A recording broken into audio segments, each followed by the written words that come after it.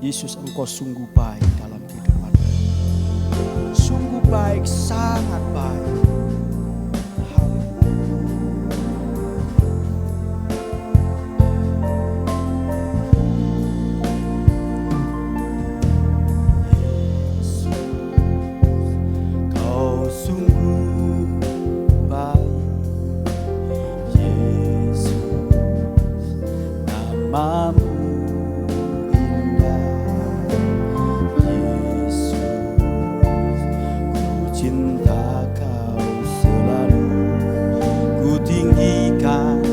Agungkan selamanya. Yesus, Kau sungguh baik. Yesus, namamu indah. Yesus, ku cinta Kau selalu. Ku tinggikan, ku agungkan selamanya. Kita sama-sama memuji Tuhan. Kami memuji-Mu. Ku mau menyembah-Mu. Ku selalu sembah-Mu. Kau yang layak terima semua pujian. Kemuliaan hanya bagi Tuhan. Kami undang saudara untuk bangkit berdiri. Yesus, Kau sungguh baik. Yesus, namamu indah. Yesus, ku cinta Kau selalu. Ku tinggikan, ku agungkan selamanya.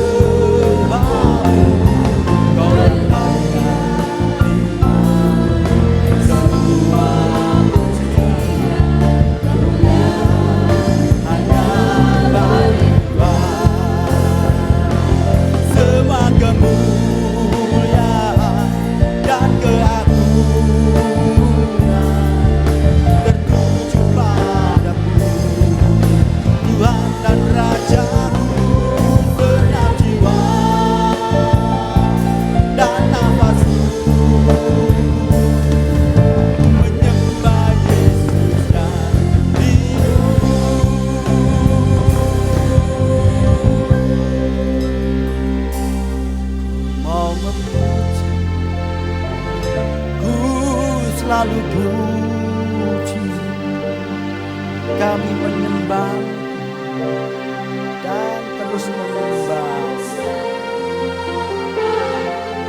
Hanya Engkau yang layak menerima pujian yang sama. Terima kasih. Hanya kami memuji Tuhan.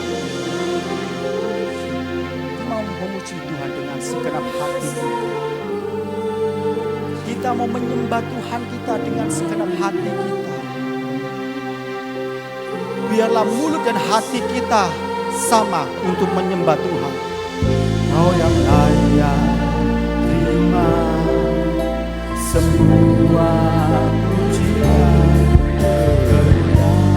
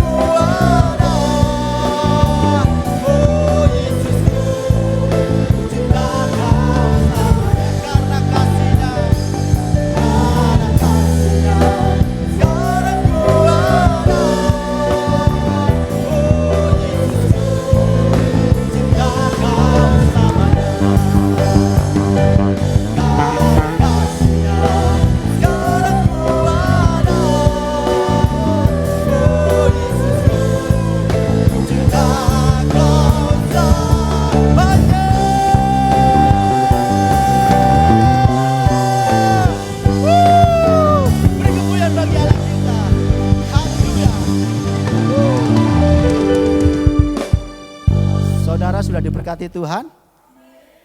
Wah, amennya Pak Robert yang keras. Saudara sudah diberkati Tuhan? Haleluya, kita sama-sama muji nama Tuhan Allah kita. Karena Dia Allah yang dahsyat.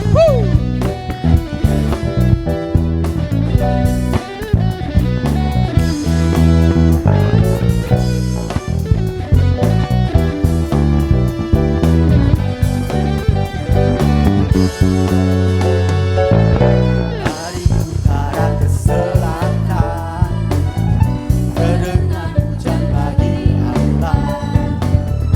Dari barat sampai ke timur, nama Yesus disanjung. Dari mana? Dari pulau-pulau, lembah-lembah, gunung-gunung. Kemuliaannya disaksikan, kebesarannya diceritakan. Yesus, Yesus, nama Yesus, nama Yesus disanjung. Dari pulau-pulau, lembah-lembah, gunung-gunung. Sama-sama katakan, Allah dahsyat berkuasa, seluruh bumi sujud menyembah, tinggikan nama-Mu. Allah dahsyat berkuasa, seluruh bumi sujud menyembah, tinggikan nama-Mu. Kita mau puji Tuhan dengan luar biasa. Haleluya. Dari utara ke selatan, terdengar hujan bagi Allah. Dari barat sampai ke timur, nama siapa yang dipuji? Haleluya. Dari pulau-pulau, lembah-lembah, sungguh dahsyat Allah kita. Kemuliaannya disaksikan, kebesarannya diceritakan. Siapa? Amin. Nama Yesus disanjung. Dari pulau-pulau, lembah-lembah, gunung-gunung yang tinggi. Allahku dahsyat berkuasa, seluruh bumi sujud menyembah, tinggikan nama-Mu. Allahku dahsyat berkuasa, seluruh bumi sujud menyembah, tinggikan nama-Mu. Allahku dahsyat berkuasa, seluruh bumi sujud menyembah, tinggikan nama-Mu. Allahku dahsyat berkuasa, seluruh bumi sujud menyembah, tinggikan nama-Mu. Allahku dahsyat dan berkuasa, seluruh surga bumi sujud menyembah. Allahku dahsyat dan berkuasa, seluruh surga bumi sujud menyembah. Allahku dahsyat dan berkuasa, seluruh surga bumi sujud menyembah. Allahku dahsyat dan berkuasa, seluruh surga bumi sujud menyembah. Allahku dahsyat, seluruh bumi sujud menyembah, tinggikan nama-Mu. Allahku dahsyat berkuasa, seluruh bumi sujud menyembah, tinggikan nama-Mu. Allahku dahsyat berkuasa, seluruh bumi sujud menyembah, tinggikan nama-Mu. Allahku dahsyat berkuasa, seluruh bumi sujud menyembah, tinggikan nama-Mu. Tinggikan nama-Mu. Tinggikan nama-Mu. Allahku dahsyat. Bersama meriah bagi Allah kita. Haleluya. Kami persilakan untuk kembali saudara kasih. Wah, luar biasa. Saya sangat bersuka cita, sangat terhibur melihat saudara semuanya, Bapak Ibu, memuji nama Tuhan dengan sukacita, dengan antusias. Haleluya. Kita persiapkan hati dan pikiran kita. Kita memberikan firman Tuhan. Terima kasih Tuhan.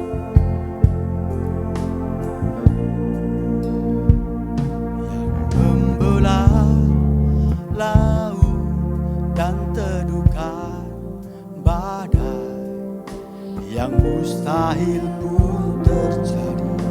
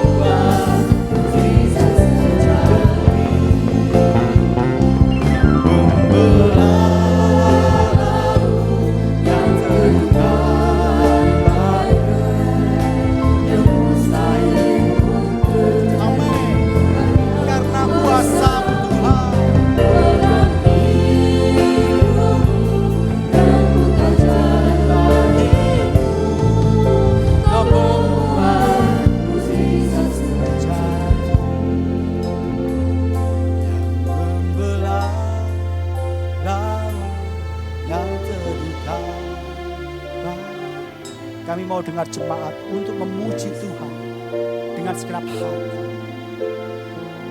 Biarlah segala mujizat terjadi dalam kehidupan kita. Buka jalan bagiku, Kau pembuat mujizat sejati yang membelah laut yang terluka, yang mustahil pun terjadi karena kuasa-Mu yang pegang hidupku dan buka jalan bagiku.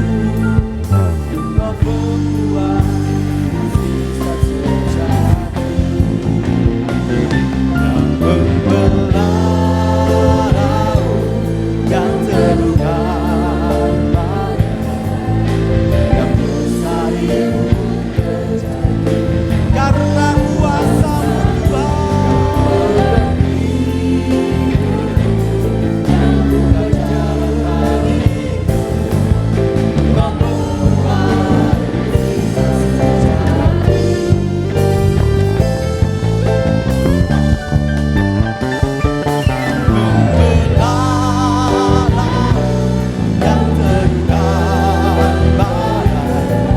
firman Tuhan dan penyampaian firman Tuhan kami serahkan pada hamba-Nya Bapak Pendeta Ferry Dahai. Waktu dan tempat kami persilakan. Buka jalan bagiku, Kau pembuat mujizat sejati. Kau pembuat mujizat sejati.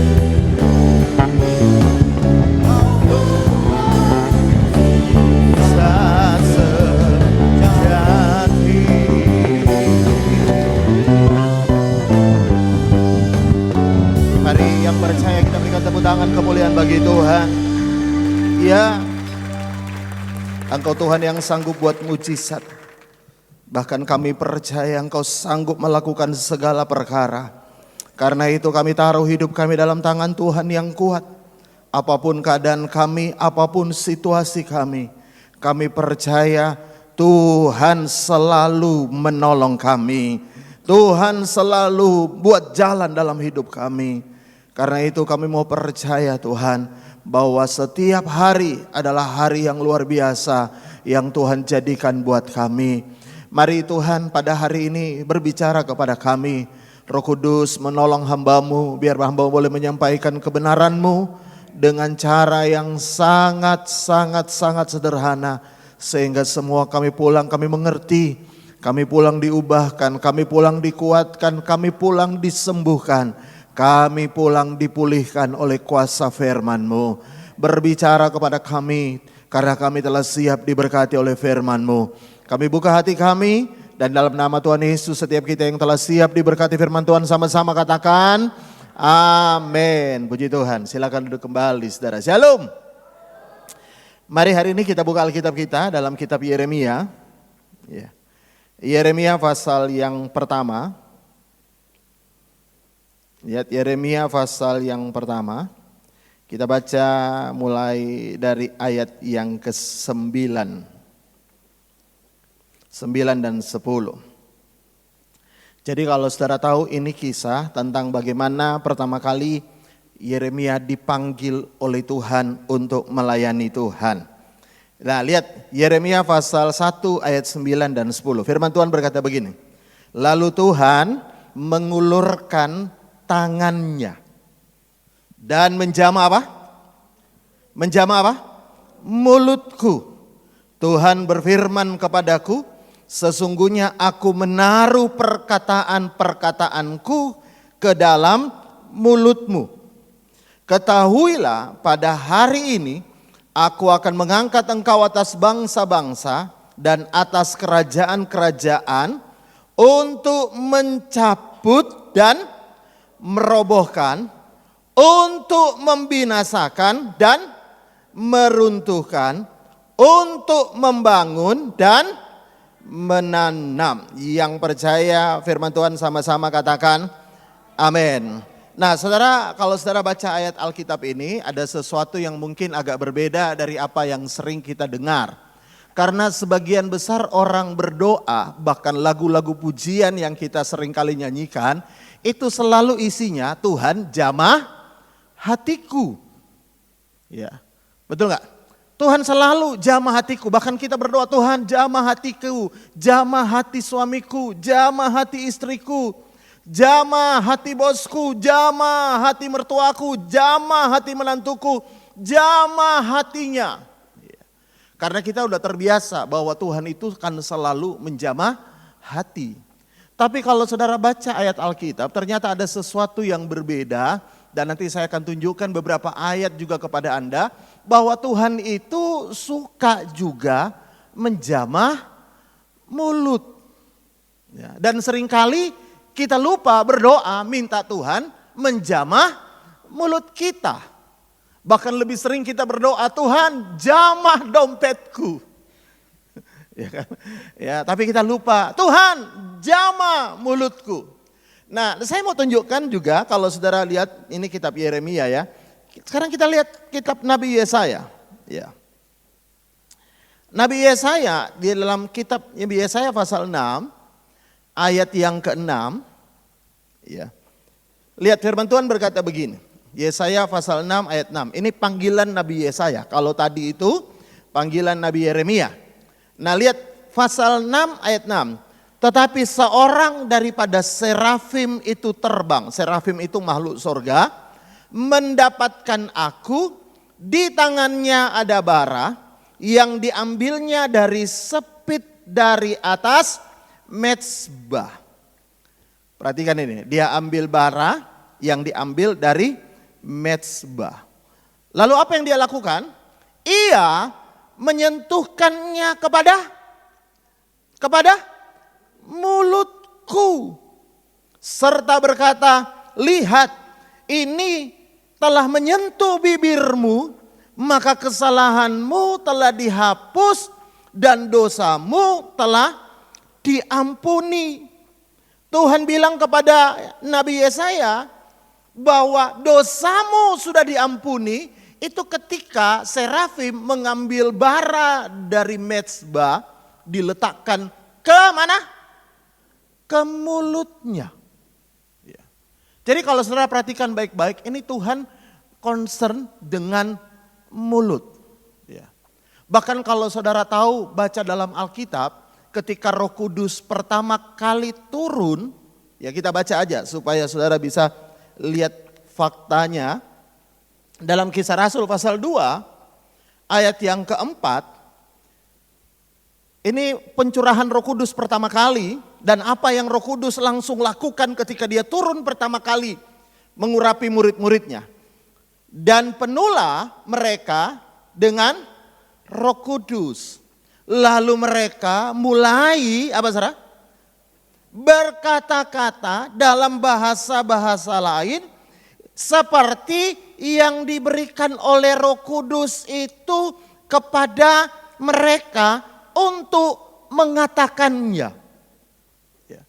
Jadi Roh Kudus itu waktu pertama kali turun, ya, yang pertama yang dia ubah, yang dia lakukan itu bukan restorasi hati, tapi restorasi mulut. Restorasi mulut. Bahkan Roh Kudus memberikan bahasa baru. Ya, lalu untuk berbicara sesuai dengan apa yang Roh Kudus berikan. Jadi perhatikan baik-baik ya. Seringkali kita tidak terlalu concern dengan mulut. Tapi kalau saudara baca Alkitab itu selalu Tuhan konsentrasi dengan mulut. Ya, dia pengen menjamah mulut. Bahkan saya mau tunjukkan lagi. Ya, saya akan tunjukkan beberapa ayat supaya saudara bisa mengerti bahwa ini sesuatu yang banyak kali diulang dalam Alkitab. Ya, kalau saudara baca misalnya dalam kitab Daniel pasal 10, ya. Kitab Daniel pasal 10 ayat 16. Ya, dan di Daniel juga dikatakan begini. Ya. Tetapi sesuatu yang menyerupai manusia. Manusia ini dalam artian ini menyerupai manusia. Kalau saudara baca ayat di atasnya, itu adalah malaikat Tuhan. Ya, menyerupai manusia, menyentuh bibirku. Ya. Lalu kubuka mulutku dan mulai apa? Berbicara. Mulai berbicara. Kataku kepada yang berdiri di depanku, Tuanku, oleh sebab penglihatan itu aku ditimpa oleh kesakitan dan tidak ada lagi apa? Kekuatan padaku. Jadi pada waktu enggak ada kekuatan, Alkitab berkata, malaikat datang menyentuh apa? Mulut. Ada apa dengan mulut ini? Kenapa Tuhan selalu konsen dengan mulut? Sementara kita seringkali lupa mulut, konsen dengan hati. Nah, bahkan saya mau tunjukin lagi. Ini nabi-nabi luar biasa besar. Tuhan selalu bicara soal mulut. Lihat Keluaran pasal 4. Ayat yang ke-11. Lihat Keluaran pasal 4 ayat yang ke-11. Ini Tuhan bicara kepada Musa. Tetapi Tuhan berfirman kepada Musa, siapakah yang membuat lidah manusia? Siapa yang membuat orang bisu atau tuli? Membuat orang melihat atau buta? Bukankah aku, yakni Tuhan? Ayat 12 perhatikan. Oleh sebab itu pergilah, aku akan menyertai apa? Lidahmu. Menyertai lidahmu dan mengajar engkau apa yang harus kau katakan. Yang percaya firman Tuhan katakan amin.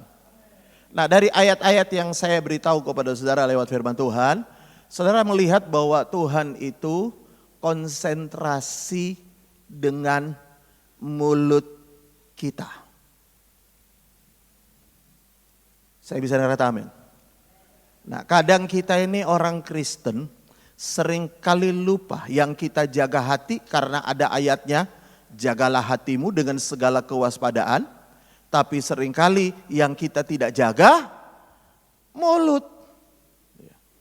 Padahal Tuhan setiap kali mau pakai orang, dia selalu menjamah mulutnya. Bahkan ada satu ayat yang menarik sekali di dalam Yesaya pasal 59. Ya, hari ini saya banyak baca ayat supaya saudara bisa lihat bahwa ada tertulis dalam Alkitab. Yesaya 59 ayat 21. Lihat, Yesaya 59 ayat 21 berkata begini. Adapun aku, inilah perjanjianku. Perjanjianku, kunya huruf besar. Perjanjian Tuhan dengan mereka. Firman Tuhan, rohku akan hinggapi engkau, dan firmanku yang kutaruh dalam mana? Dalam mulutmu.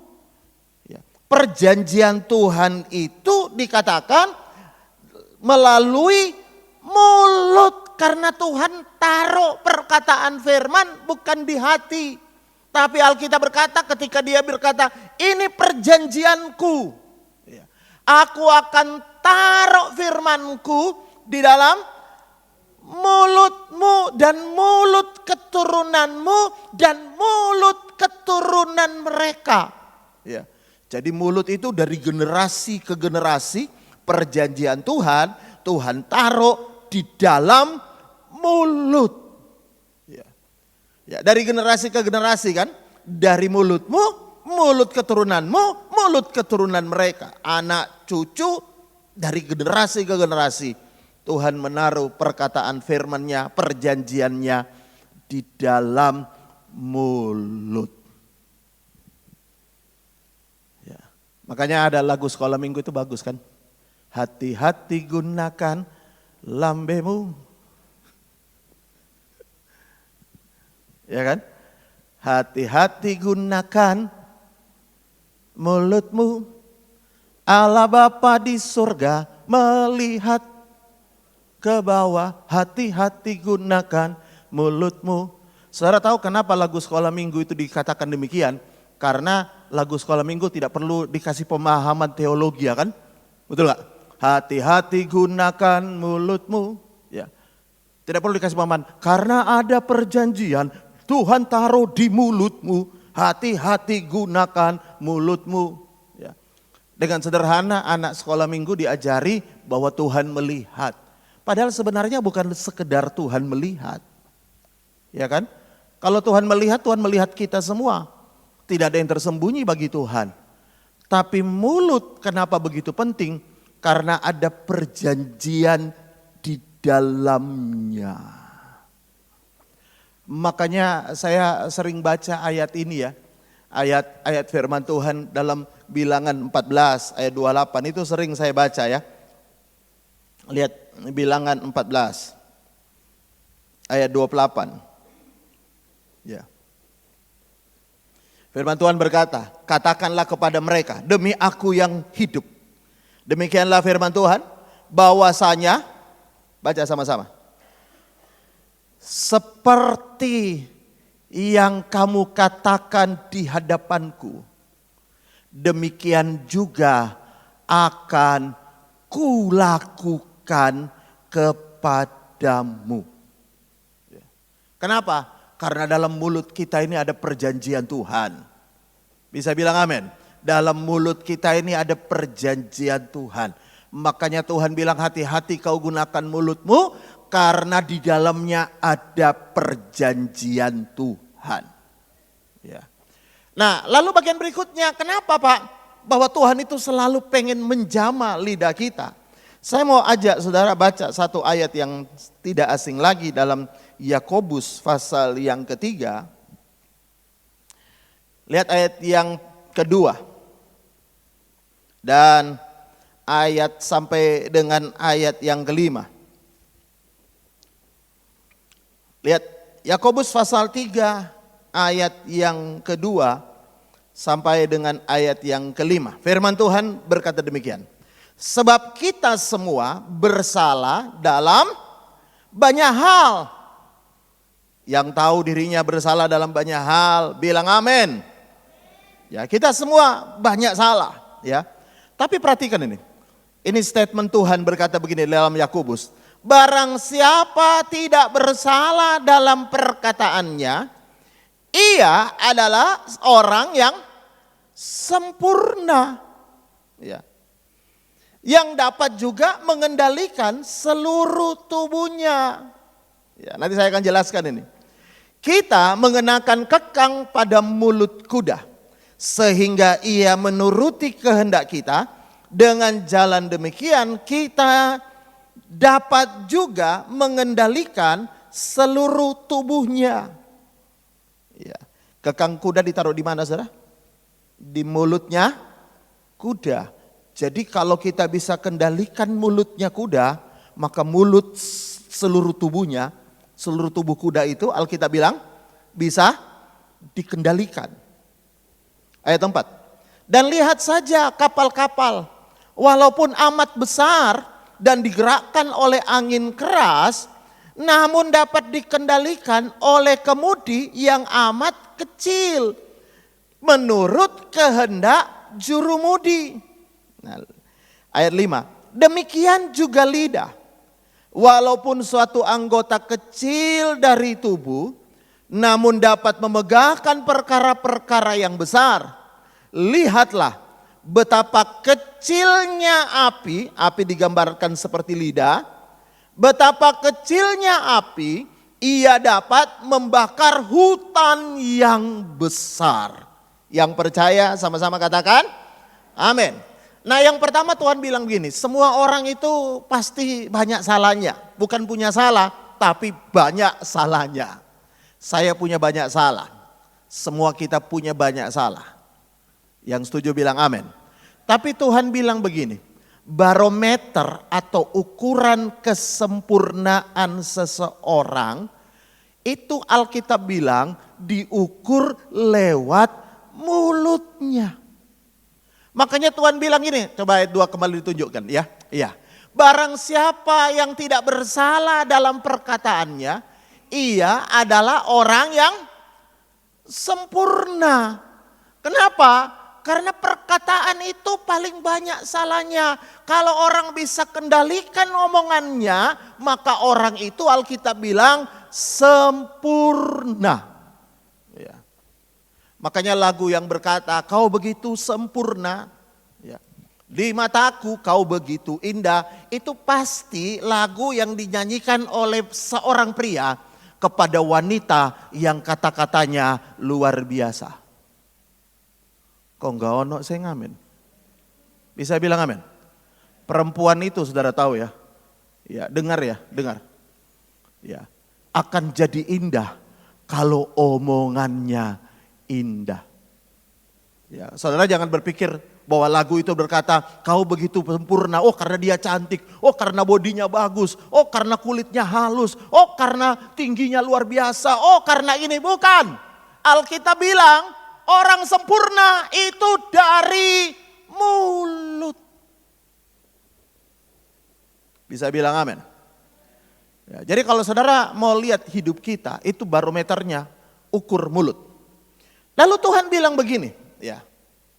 Lalu Tuhan bilang begini, ya. Kalau kita dapat bisa mengendalikan lidah kita, kita juga dapat mengendalikan seluruh tubuh. Lalu digambarkan oleh Tuhan seperti tali kekang kuda yang ditaruh di mulut kuda itu, ya kan? Diikatkan ke mulut. Kalau kau bisa kendalikan mulut kuda, maka kau bisa kendalikan seluruh tubuhnya.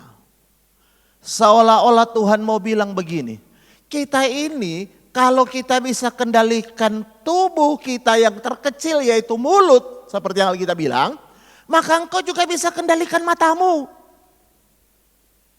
Kok enggak ono saya ngamen? Engkau juga bisa kendalikan telingamu. Engkau bisa kendalikan semuanya. Engkau bisa kendalikan emosimu bahkan. Kok enggak ono saya ngamen? Engkau bisa kendalikan semuanya kalau engkau bisa kendalikan mulutmu. Makanya saya belajar hal ini, saudara tahu ya, ketika saya belajar firman Tuhan, saya temukan satu kebenaran Tuhan ajari begini. Selama ini kita berkata, ya saya kelemahan saya memang di mulut, tapi yang lainnya kan saya baik, hati saya baik. Ya memang saya sih, mata saya memang suka jelalatan, tapi kan ya mulut. Dan Tuhan bilang orang yang bisa kendalikan mulutnya, dia bisa kendalikan seluruh panca inderanya, seluruh tubuhnya. Jadi kalau Anda punya kelemahan di bagian yang lain, belajar kendalikan lidahmu. Karena ketika engkau bisa kendalikan mulutmu, kau tahu kapan bicara, kau tahu kapan tidak bicara, kau tahu nanti apa yang harus engkau katakan, maka itu akan mempengaruhi seluruh tubuh kita. Ya. Makanya kenapa ya Tuhan itu pertama kali murid-murid itu ya. Ya, mestinya kalau saya berpikir ya secara logika, ketika Roh Kudus turun itu jamah hati dulu dong, betul gak? Supaya yang takut jadi berani. Iya kan? Murid-murid kan takut, sembunyi di kamar loteng karena takut. Bahkan ngunci pintu karena takut. Mestinya Tuhan ubah hati mereka dulu dong. Tapi perhatikan Tuhan yang pertama kali turun ketika ketika Roh Kudus turun, pertama kali Tuhan urapi mulutnya, ubah mulutnya. Mulutnya berubah, hatinya berubah, semua berubah. Bahkan rela dicambuk, dipukuli. Dimulai dari perubahan mulut. Ya. Karena itu hari ini saudara tahu ya. Mari kita lebih konsen juga kepada mulut kita. Dan yang luar biasanya, Tuhan bilang begini. Ya. Lihat ayat 4. Ayat 4 Tuhan bilang, lihat aja dalam kapal itu, kemudi itu kecil dibandingin kapalnya. Betul gak? Enggak ada kemudi lebih besar dari kapal, tenggelam kapalnya. Ya kan? Kemudi selalu lebih kecil daripada kapal. Tapi Alkitab bilang kemudi yang kecil itu bisa mengendalikan seluruh kapal. Lalu Tuhan bilang ada api yang kecil, api kecil. Ya. bisa bakar hutan yang besar. Dari mulai api yang kecil. Jadi kalau api kecil bisa dikendalikan, dia nggak mungkin bisa bakar hutan. Masalahnya api kecil ini tidak dikendalikan, akhirnya bisa bakar hutan, bahkan hutan yang besar, berhektar-hektar hutan bisa terbakar hanya karena sebuah puntung rokok yang dilempar sembarangan. Api kecil bisa bakar hutan yang besar. Artinya apa? Artinya begini, saudara. Perkataan kita itu bukan hanya berdampak untuk kita, tapi membawa dampak juga untuk orang di sekitar kita. Ya. Kalau saudara pengen lihat orang di sekitarmu berubah, mulailah mengubah omonganmu. Ya. Karena seringkali kita pengen orang di sekitar kita berubah, tapi omongan kita tidak ubah. Ada satu yang seringkali saya nasihatkan ke istri saya. Dan ini saya share kepada Bapak Ibu Saudara sekalian. Biasanya ibu-ibu itu, mungkin istri saya aja, ibu-ibu yang lain enggak. Yang setuju bilang amin. Ya karena aminnya sepi berarti ada juga yang kayak gitu. Ya. Biasanya ibu-ibu itu tanpa sadar otomatis kasih nasihat. Betul gak? Kamu jangan gini, kamu jangan gitu, apalagi ke anaknya. Bahkan menular ke suami. Kadang suami dianggap sebagai anaknya juga. Ya. Loh jangan gitu loh, kamu gini. Lalu saya bilang begini sama istri saya. Ya. Dengar, ya. Kalau mulutmu bisa mengubah orang dalam artian cerewetmu itu loh, ya. Cerewetmu, caramu mendidik dengan terlalu banyak ngomong bisa mengubah orang. Udah dari dulu berubah, betul gak? Tapi saya bilang sama dia, hari ini mulai hentikan banyak mulut, mulai ngomong hal-hal yang baik aja dan banyak doa. Dan semuanya berubah. Ya. Saya ingat suatu hari istri saya setel khotbah Joyce Meyer. Jadi istri saya itu punya hobi, kalau dia lagi masak, dia masak sambil dengar khotbah. Ya. Bukan dengar dandutan, bukan. Nonton TikTok atau apa. Oh, itu saya suka dengar gitu. Ya. Lalu dia yang dengar, lalu saya di kamar samar-samar dengar. Joyce Meyer cerita begini, anaknya itu, bukan anaknya, cucunya. Cucunya itu terlibat dengan pergaulan yang sangat buruk. Lalu kemudian akhirnya dia memutuskan untuk keluar dari rumah, meninggalkan rumah orang tuanya, lalu tinggal bareng-bareng dengan teman-temannya. Lah papanya ya, namanya papanya ya marah-marah, oh kamu anak kurang ajar gak kena ini, kita ini keluarga pendeta harus sampai kaset yang ngelokor. Ya. Wah. Lalu Joyce Meyer bilang gini sama anaknya, gak usah dibilang, doain aja. Semakin kau banyak cerewet dia semakin pergi. Dan saudara tahu suatu hari Tuhan buat temannya overdosis di tempat tinggal bareng-bareng mereka. Dan temannya overdosis dan mati. Ya. Karena temannya mati, dia juga harus ikut karena ikut terciduk di polisi. Karena ini, untungnya masih untung ini, meskipun keciduk polisi masih untung. Ya. Dia dicek darah dan lain-lain, rambut tidak ada narkoba, ya, dan dilepaskan. Tapi setelah dilepaskan, dia betul-betul berubah, datang ke Tuhan, betul-betul bertobat. Kadang kita ini pikir kalau kita banyak ngomong pasti berubah. Enggak. Kalau semakin banyak diomongin, saudara lihat anak-anak kita ya. Anak-anak kita itu saudara tahu ya. Kenapa mereka lebih suka ngomong dengan temannya daripada dengan kita? Saudara tahu kenapa? Karena kalau orang tuanya ngomong isinya nasihat melulu dari awal sampai pagi buka mata. Nyo jangan gitu ya, jangan gini, jangan gitu, jangan gitu. Seperti 10 perintah hukum Taurat tiap pagi didengar. Ya. Jangan gini, jangan lu, jangan. Kita pikir kalau kita banyak ngomong semuanya akan berubah. Saya mau beritahu. Kalau omongan kita bisa ngubah orang, dari dulu orang udah berubah. Kita aja nggak bisa ngubah diri kita. Yang setuju bilang amin. Apalagi orang yang nggak bisa rubah dirinya mau ngubah orang. Kalau Anda sendiri nggak bisa perbaiki mobilmu, bagaimana mungkin kamu memperbaiki mobil orang lain? Ya kan? Cuma Tuhan yang bisa. Makanya Tuhan itu kendalikan mulut. Supaya apa? Lewat mulut kita, Tuhan pengen pakai kita.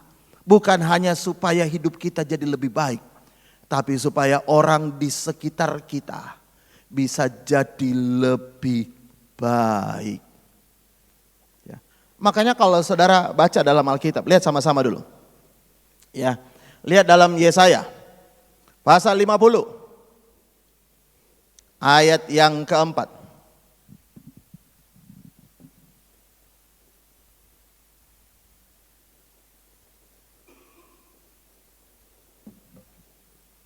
Yesaya 50 ayat yang keempat, firman Tuhan berkata begini. Tuhan Allah telah memberikan kepadaku lidah seorang murid, supaya dengan perkataanku aku dapat memberi semangat baru kepada orang yang letih lesu. Setiap pagi ia mempertajam apa? Setiap pagi ia mempertajam pendengaranku untuk mendengar seperti seorang murid. Ya. Tuhan bilang, aku kasih kau lidah seorang murid. Bandingkan dengan Yakobus 3 ayat 1 tadi. Tuhan malah bilang, jangan mau jadi guru. Ya, Yakobus 3 ayat 1. Sebelum kita kembali ke ayat ini. Ya. Saudara-saudara, janganlah banyak orang di antara kamu yang mau menjadi guru. Mohon maaf yang ada profesi guru. Yang dimaksud ini bukan profesi guru. Ya, bukan itu. Tapi dalam artian, janganlah orang yang suka mau menjadi orang yang suka menggurui. Ya. Kadang bukan guru, Pak, dia bukan guru, tapi kerjaannya tiap hari menggurui. Ya. Sebab kita tahu bahwa sebagai guru kita akan dihakimi menurut ukuran yang lebih berat. Ya. Tuhan bilang jangan punya lidah guru, tapi punya lidah murid. Baca kembali Yesaya tadi, 50 ayat 4. Yesaya 54. Memberikan kepadaku lidah seorang murid. Apa bedanya lidah murid dengan lidah guru? Kenapa Tuhan bilang kau harus punya lidah murid? Karena Alkitab berkata di bagian terakhir, setiap pagi ia mempertajam pendengaranku untuk mendengar seperti seorang murid. Kalau guru setiap pagi dia mempertajam mulutnya untuk ngajari orang. Tapi Tuhan bilang lidah murid. Lidah murid artinya jadilah orang yang suka bisa mendengar. Bisa bilang amin. Saudara tahu ya, bahasa kita ini, bagaimana bahasa kita, itu sangat ditentukan dari apa yang kau dengar. Makanya saya kalau nonton TV dengan anak-anak saya bilang sama anak saya, masa kamu kalah loh, itu loh 3 tahun jago bahasa Inggris. Lah iyalah orang Amerika. Kenapa saudara tahu orang Amerika 3 tahun bisa bahasa Inggris, 4 tahun, 5 tahun. Sementara kita udah 50 tahun angel. Saudara tahu kenapa? Karena mereka dengarnya tiap hari bahasa Inggris. Ya. Tiap hari dengarnya bahasa Inggris. Jadi apa yang mereka dengar, mereka bisa ngomong. Nah banyak orang tidak mau jadi pendengar, maunya juga jadi pembicara. Gak mau dengar. Makanya saya tahu begini, orang tua harus jadi pendengar bagi anaknya. Kok gak ono saya ngamen. Suami harus jadi pendengar. Istri harus jadi pendengar. Baru engkau berkata bisa memberi semangat baru kepada orang yang letih lesu. Kalau engkau tidak bisa mendengar, orang yang letih lesu malah engkau hakimi. Bukan diberi semangat, malah dibikin down. Makanya ta, ojo sok-sokan. Orang suami datang, "Ma, aku ada masalah dalam pekerjaan." Makanya wis tak bohongi loh. Oh, dengar Rose, dengar dulu apa penyebabnya. Makanya saya mau beritahu, saya semakin tua semakin menyadari bahwa ketika suami dan istri itu yang terpenting dari semua namanya body, wajah, yang terpenting itu bisa komunikasi. Ya kan? Karena wajah bisa keriput. Bisa bilang amin. Istri saya dulu kecil, setelah nikah, punya anak, tambah tua, tambah gede. Ya. Tapi saya mau beritahu, yang tinggal cuma komunikasi. Yang tinggal itu cuma komunikasi. Makanya ada orang berkata, "Kenapa Pak ya semakin saya lama nikah itu semakin saya nggak hilang cinta saya." Karena yang hilang bukan cinta karena body, karena wajah, karena pekerjaan, karena ekonomi. Bukan. Karena komunikasi hilang. Semua pengen ngomong. Nggak ada yang pengen jadi pendengar. Saya bisa ngomong kepada Anda ini. Sebelumnya saya berjam-jam duduk di kaki Tuhan, baca Alkitab, dengar Tuhan berbicara lewat firman-Nya, baru saya bisa sampaikan. Kalau Anda tidak bisa jadi pendengar, maka Anda juga tidak bisa jadi pembicara yang baik. Kalau Anda tidak bisa mendengar, maka engkau juga tidak bisa ngomong yang baik. Ya, kenapa orang bisu dan orang tuli biasanya barengan? Karena orang tuli nggak bisa mendengar, maka mempengaruhi juga omongannya. Ya kan? Kalau orang nggak mau mendengar, omongannya apa sih? Tidak bermaksud menghina orang yang bisu tuli. Tapi saya mau beritahu apa yang Alkitab katakan.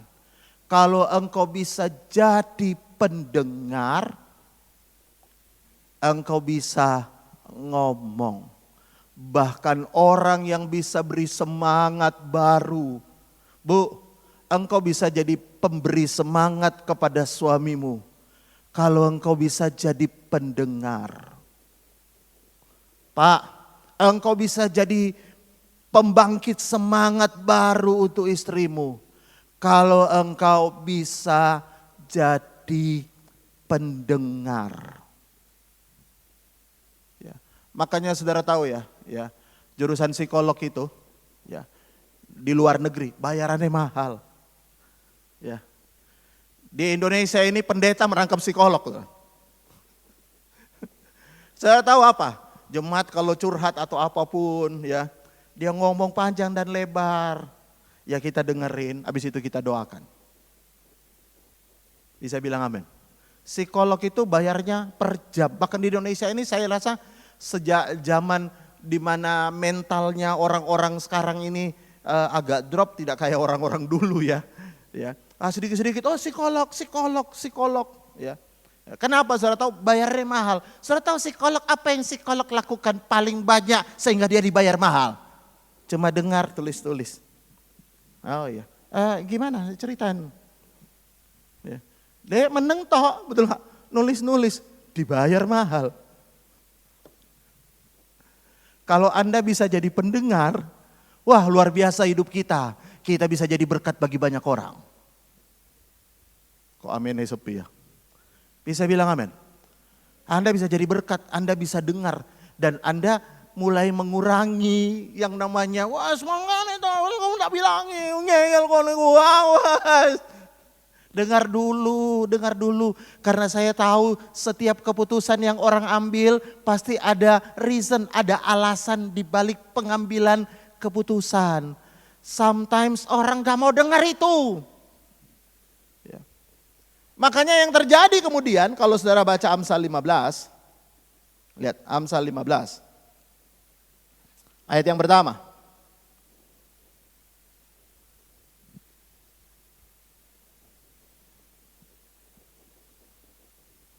Lihat.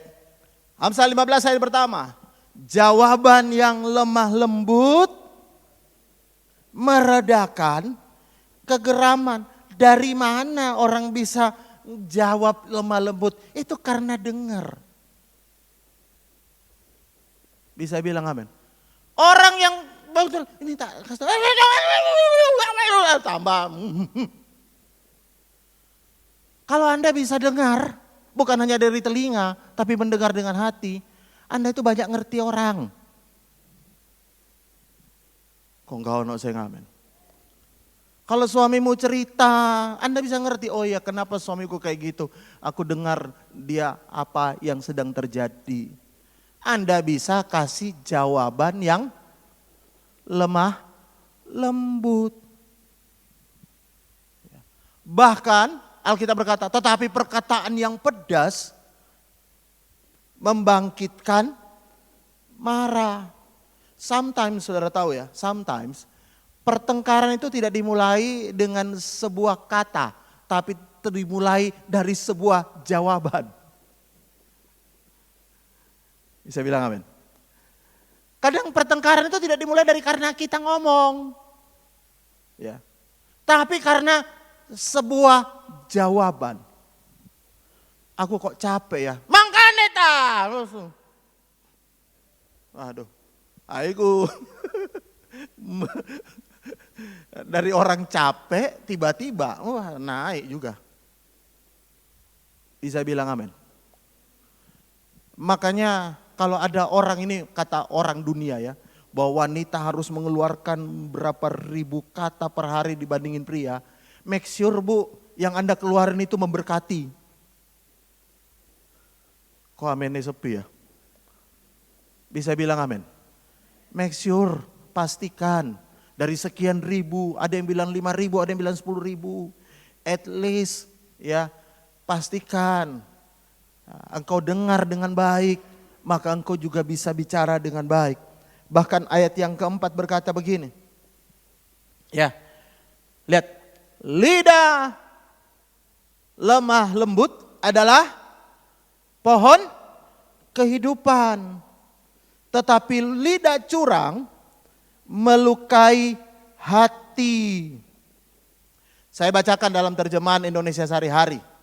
ISH diterjemahkan begini. Kata-kata yang baik menambah semangat. Kata-kata yang menyakitkan melemahkan hasrat. Ya. Nah, kalau Anda kata-kata yang baik itu bikin semangat. Ya. Saya sebagai hamba Tuhan mau tidak mau saya juga harus belajar psikologi ya. Dari beberapa buku bahkan e-book dari beberapa karena berkaitan dengan tanggung jawab sebagai gembala. Kadang-kadang kita harus ngomong dengan orang jadi kita mesti ngerti banyak hal. Ya. Nah, saya baca sebuah buku psikolog dikatakan begini. Ada yang namanya Pygmalion Effect. Pygmalion Effect. Ya. Saya tanya sama anak saya Melvin, Vin, kamu tahu Pygmalion? Tahu Pi? Itu tahu yang jual babi tuh.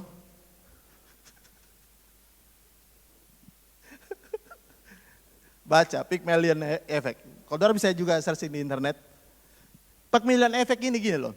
Bahwa kesuksesan seseorang itu ketika dia ada di tengah-tengah orang yang percaya dia bisa sukses dan bisa mensupport dia. Contoh misalnya, kalau ada guru ngomong begini ke anak didiknya. Waktu mau ujian, anak didiknya di WA. Percaya, kau bisa, kau mampu. Ya. Kau bisa lulus, bahkan kau bisa menyelesaikan tugas dengan baik. Maka itu akan bawa dampak psikologi terhadap anak sehingga dia bisa mengerjakan tugasnya dengan baik. Dibandingin kalau ada guru yang waktu anak didiknya lagi ujian ngomong gini, pancene kon niku goblok.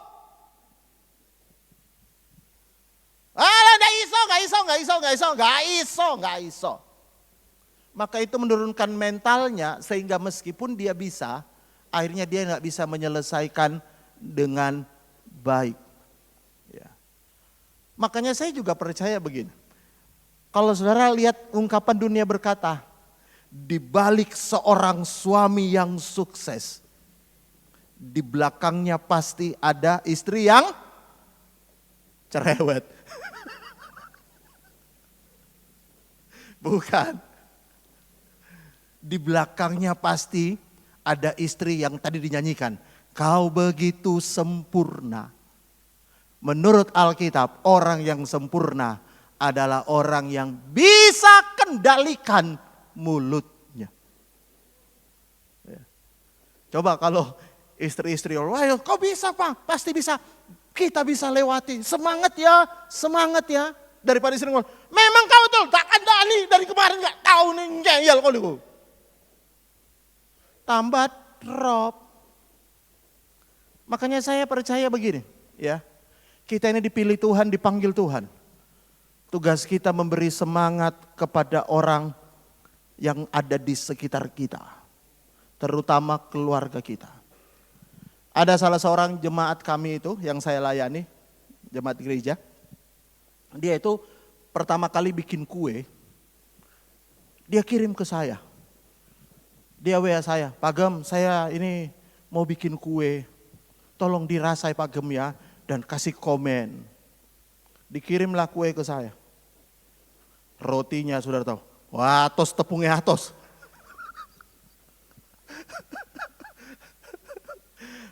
Rotinya atos gini aduh.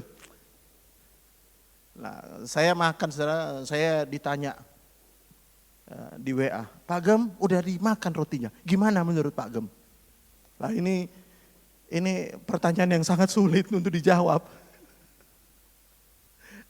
Saya nggak jawab, nanti ketemu di gereja. Saya ngomong, rotimu luar biasa, cuma tolong diempukin dikit. Pasti kalau lebih empuk, pasti lebih enak. Dan saya percaya, kamu bisa jadi koki, bikin roti yang luar biasa. Oh gitu ya Pak Gem? Iya gitu. Besok dibikin lagi. Dan puji Tuhan, setiap kali dia bikin roti, saya diantar roti. Ya. Padahal saya udah baca di internet juga bahwa kurangi tepung-tepung. Dikirimi tiap hari, oh, bikin. Gimana Pak Gem? Dan saudara tahu hari ini dia bisa bikin bahkan kue tart. Yang untuk orang pesan ulang tahun, ulang apa ini banyak pesanannya. Dimulai dari orang bikin roti gak enak. Tapi dia punya orang yang mensupport. Bisa bilang amin. Saudara tahu ya, ada banyak orang terganjal suksesnya karena dikelilingi orang-orang yang cuma mana iso kan, wes cari pekerjaan yang lain aja. Ya, gawe roti gak enak kayak ngene, pengen buka toko roti. Tapi kalau ada orang yang itu namanya Pygmalion effect tadi saya bilang. Dan saudara tahu ternyata ada ayatnya di Alkitab. Baca sama-sama dan saya ini ayat yang terakhir. Katakan puji Tuhan. Lihat dalam 2 Raja-Raja. 2 Raja-Raja pasal yang kelima.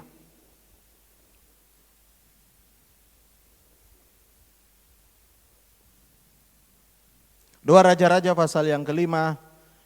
Kita baca di dalam ayat yang ke-10. Jadi ini cerita tentang Naaman ya, dia kusta, dia datang kepada Elisa. Lalu apa yang Elisa katakan? Elisa mengutus seorang pelayan untuk berkata begini kepada Naaman, pergilah Tuhan mandi 7 kali di sungai Yordan. Nanti Tuhan menjadi sembuh sama sekali. Mendengar itu Naaman marah dan berkata, saya pikir dia akan keluar sendiri menemui saya. Jadi mulai sombong marah saudara. Ya wongnya lo gak teko, gak ngetu, nyuruh anak buahnya kurang ajar ku. Ya, misalnya kayak gitu ya. Nah, lihat, dia berkata, saya pikir dia keluar sendiri menemui saya. Dan berdoa kepada Tuhan Allahnya. Serta menggerakkan tangannya di atas bagian badan saya yang sakit ini. Lalu saya menjadi sembuh. Ayat 12. Sungai Abana dan Parpar dan di Damsik lebih baik. Sekali lagi, sungai Abana dan Parpar di Damsik lebih baik dari sungai manapun juga di Israel. Saya dapat mandi di sana dan menjadi sembuh. Nah, dia disuruh mandi di Sungai Yordan. Kalau saudara tahu Sungai Yordan itu, saudara ingat tak? Kalau saudara mau tahu Sungai Yordan zaman Elisa, baca aja pasal 6 itu tentang kapak jatuh. Ya kan? Itu kapak gak kelihatan, berarti airnya butek. Ya. Orang kusta suruh mandi di air butek.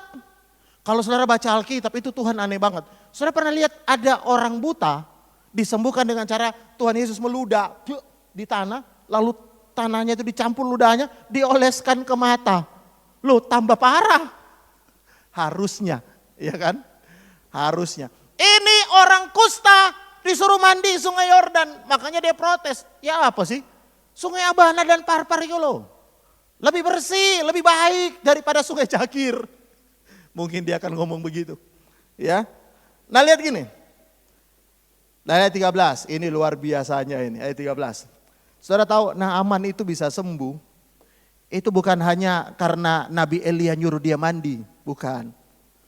Itu bukan hanya karena dia datang dari Aram menemui Nabi Elisa, bukan.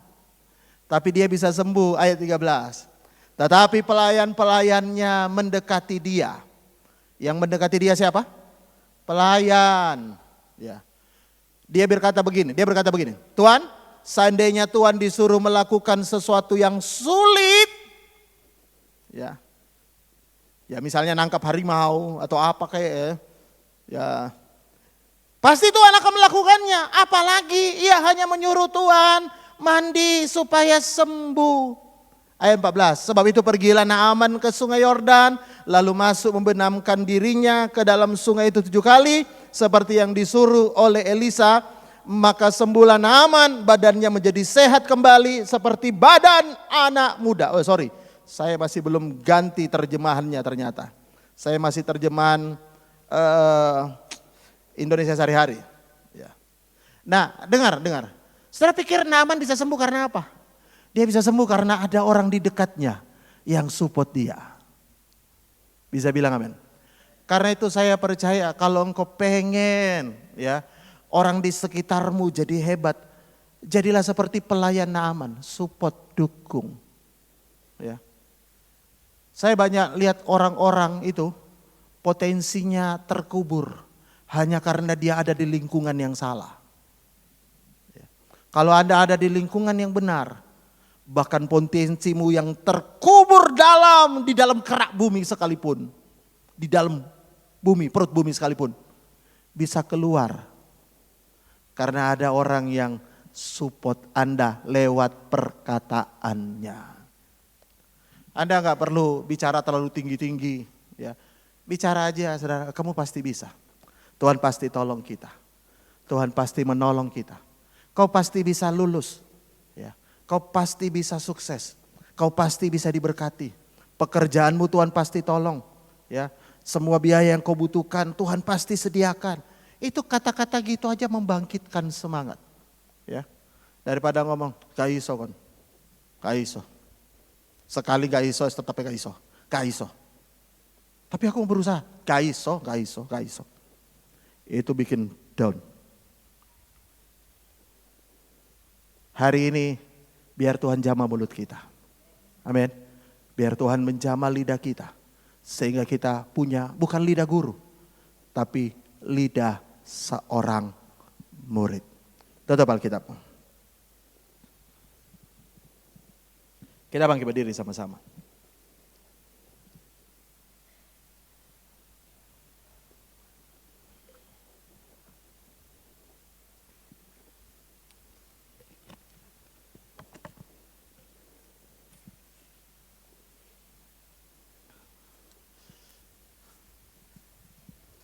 Ya.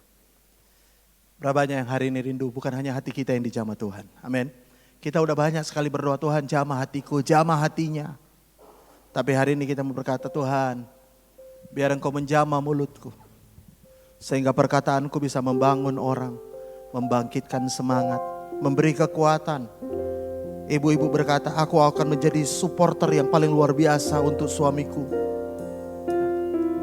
Orang tua berkata, aku akan jadi supporter yang luar biasa untuk anak-anakku. Di saat mungkin mereka gagal, Tapi mereka bisa bangkit kembali ketika ada orang-orang tua yang mulai berkata, kau bisa kembali nak. Tuhan bisa pakai hidupmu, Tuhan bisa angkat hidupmu kembali.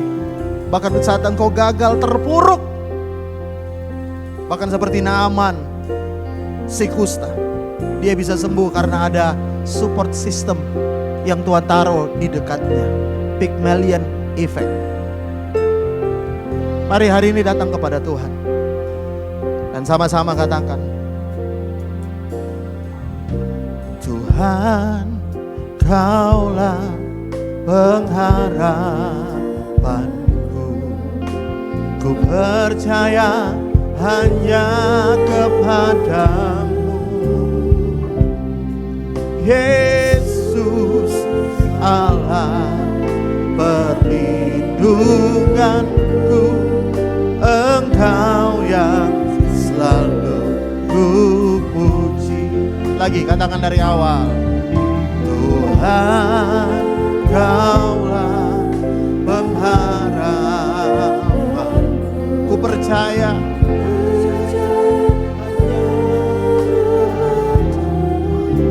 oh Yesus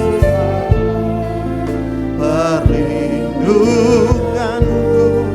Engkau yang selalu ku puji. Angkat tanganmu, sama-sama katakan. Mulutku penuh dengan pujian kepadamu ya Yesus Tuhan. Sepanjang hari ku beri penghormatan kepadamu ya. Lagi serukan. Mulutku Tuhan penuh dengan pujian kepadamu ya Yesus Tuhan. Sepanjang hari ku beri penghormatan kepadamu ya. Lagi serukan. Mulutku Tuhan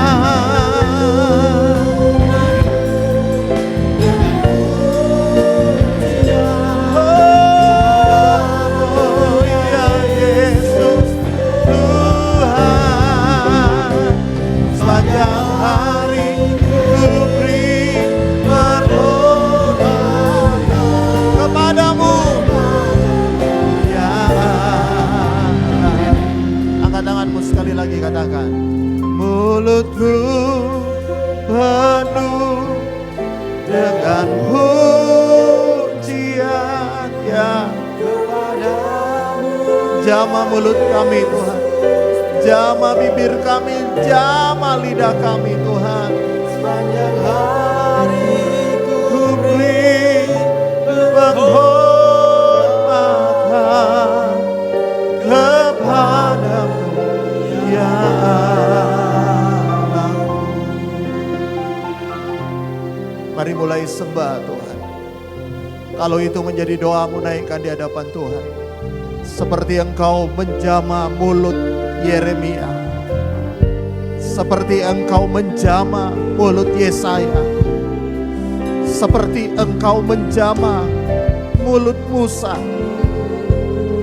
bahkan seperti engkau menyentuh mulut Daniel, bahkan seperti ketika murid-murid pertama kali turun menerima Roh Kudus, Roh Kudus turun.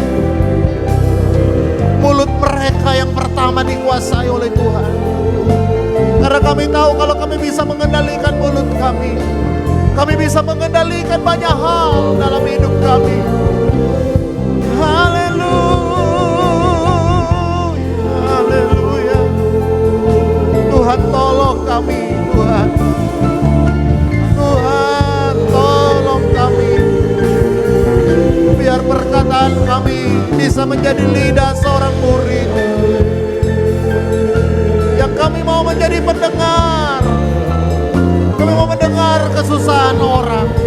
Kami mau menjadi pendengar untuk alasan-alasan orang mungkin. Seringkali kami cuma menghakimi mereka. Tanpa kita mau mendengar.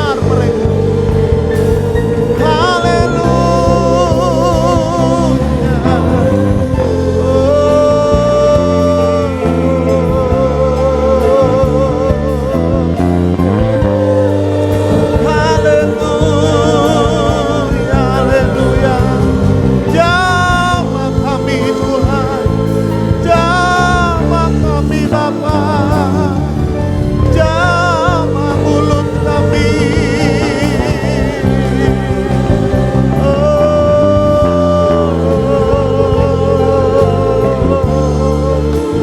Haleluya, haleluya.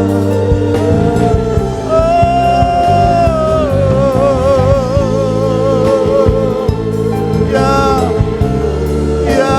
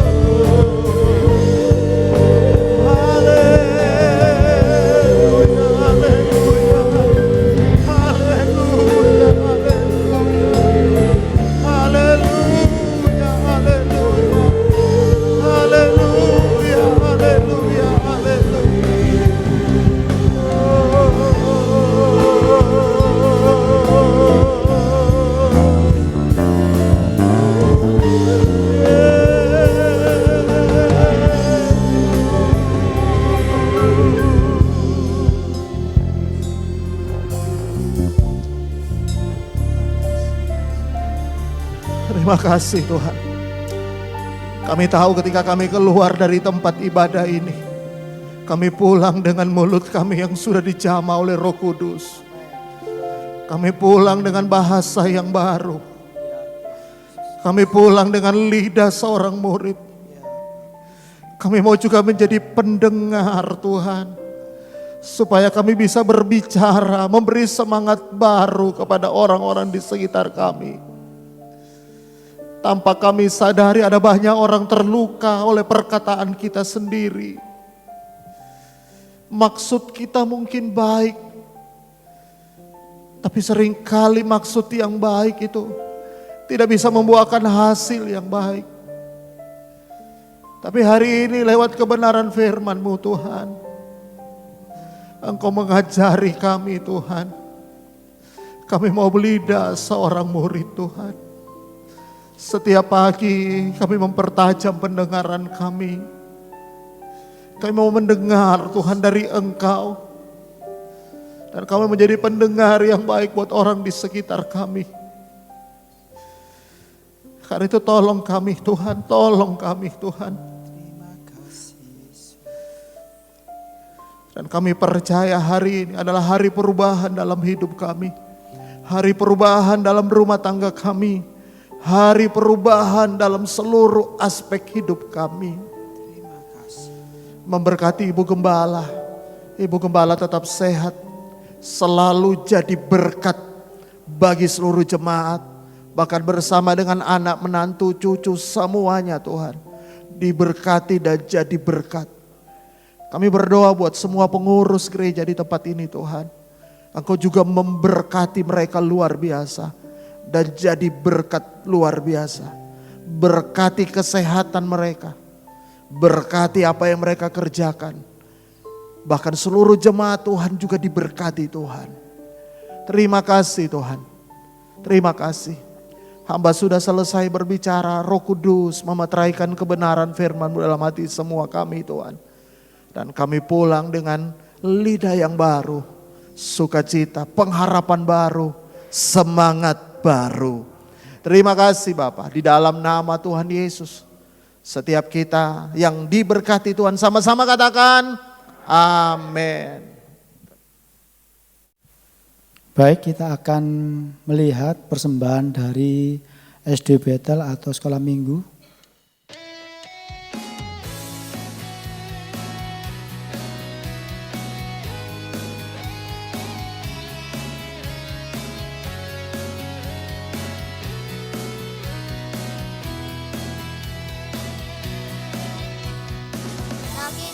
Daki gunung yang tinggi, turun lembah yang dalam, melintasi padang rumput hijau berentang, Yesus besertaku.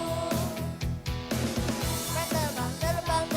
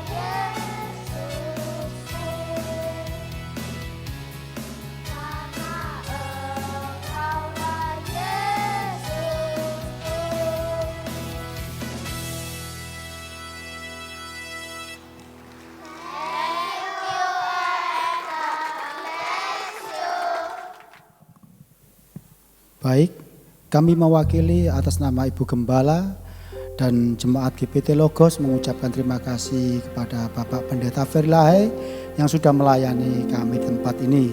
Dan biarlah Tuhan selalu memberkati setiap pelayanannya dan juga keluarganya. Baik, persembahan akan dijalankan.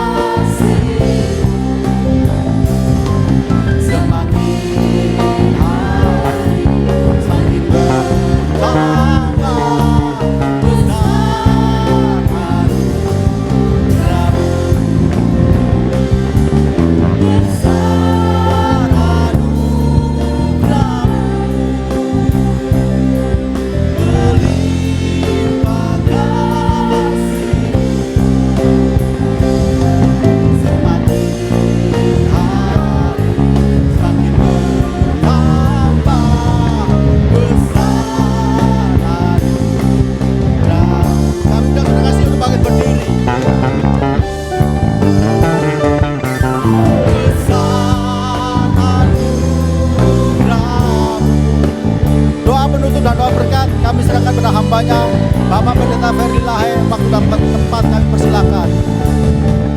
Semakin hari semakin bertambah besar anugerah-Mu. Semakin hari semakin bertambah besar.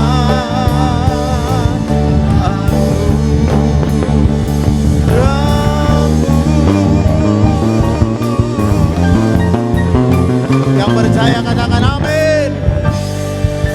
Kita berikan tepuk tangan kemuliaan bagi Tuhan. Terima kasih Bapa, anugerah-Mu melimpah dalam hidup kami. Dan oleh karena anugerah-Mu juga kami boleh menyelesaikan ibadah kami. Kami tahu ibadah kami diberkati. Bahkan setiap nyanyian pujian kami, persembahan kami dikuduskan oleh darah Yesus. Naik di hadapan Tuhan menyenangkan hati Bapa. Dan kami tahu Engkau sumber dari segala berkat, memberkati kami kembali berlipat kali ganda. Bapak-Bapak berdoa dalam nama Tuhan Yesus, tetap memberkati gereja Logos ini Tuhan. Untuk rencana-rencana Natal, untuk semua kegiatan bulan Desember, Tuhan memberkati. Dan kami percaya Engkau juga memberikan kesehatan buat kami semua.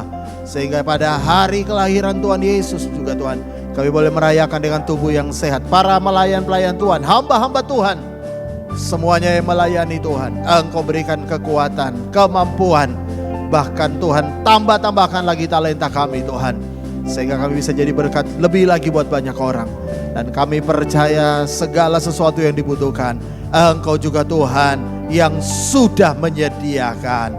Terima kasih Bapak. Berkati seluruh pekerjaan sidang jemaat-Mu Tuhan. Yang berusaha, usahanya diberkati. Yang berdagang, dagangannya diberkati. Yang buka toko, tokonya diberkati. Bahkan yang sedang mencari peluang-peluang bisnis Tuhan, peluang-peluang kerja, peluang-peluang usaha, Tuhan Engkau tolong mereka. Biar mereka juga boleh mendapatkan peluang yang luar biasa. Sehingga tidak ada jemaat Tuhan yang kekurangan, tapi semuanya diberkati Tuhan. Bahkan bisa jadi berkat buat gereja ini. Secara khusus kami berdoa juga teman-teman kami, jemaat-Mu yang bekerja secara profesional.